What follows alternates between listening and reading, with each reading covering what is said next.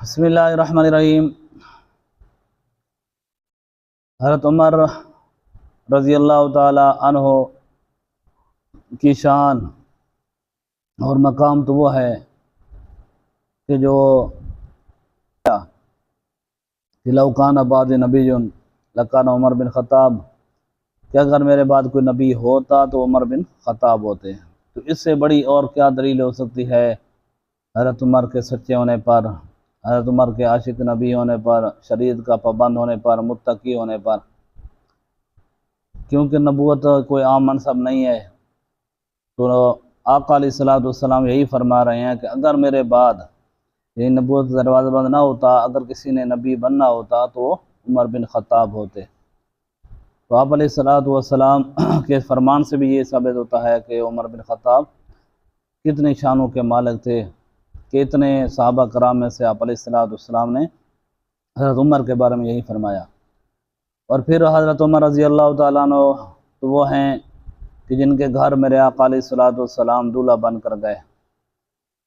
اور پھر یہی وہ حضرت عمر رضی اللہ تعالیٰ عنہ ہیں کہ آپ کی صاحبزادی حضور پاک علیہ الصلوۃ والسلام کے نکاح میں، آپ علیہ الصلوۃ والسلام کی صاحبزادی حضرت علی کے نکاح میں، پھر حضرت علی کی صاحبزادی میں کلثوم حضرت عمر کے نکاح میں۔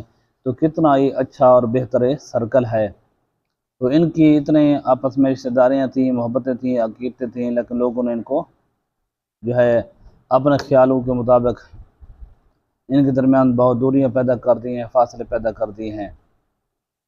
اور پھر جن کے بارے میں حضرت علی رضی اللہ تعالیٰ عنہ فرماتے ہیں کہ حضرت عمر فاروق جو ہیں وہ جنت کے چراغ ہیں۔ اسی طرح حضرت علی رضی اللہ تعالیٰ عنہ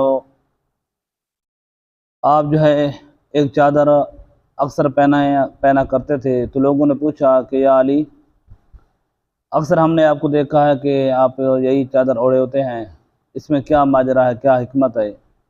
تو حضرت علی المرتضیٰ شیر خدا نے یہی فرمایا کہ یہ میرے خلیل، میرے دوست حضرت عمر رضی اللہ تعالیٰ عنہ کی عطا کی ہوئی چادر ہے، اس لیے سے مجھے اتنی محبت ہے، میں اکثر یہ اوڑھے رکھتا ہوں۔ یہ عمر رضی اللہ تعالیٰ عنہ ہیں جن کے بارے میں میرے آقا علیہ الصلوۃ والسلام نے فرمایا تھا کہ ابو بکر اور عمر جو ہیں یہ جنت کے اندر جو بزرگ ہوں گے ان کے سردار ہیں۔ تو بزرگوں کا مطلب یہی ہے، حالانکہ جنت میں تو سارے جوان ہوں گے، جوانی کی عمر میں ہوں گے، تو یہاں پر مطلب یہی حکم ہے اور یہ اس کی تعویل تفسیر ہے کہ جو بزرگ کی حالت میں فوت ہوئے تو ان کے جو سردار ہوں گے نا جنت میں، وہ حضرت ابو بکر اور حضرت عمر فاروق رضی اللہ تعالیٰ عنہ ہوں گے، اور امام حسن امام حسین علیہ الصلوۃ والسلام اور نوجوانوں کے سردار ہوں گے۔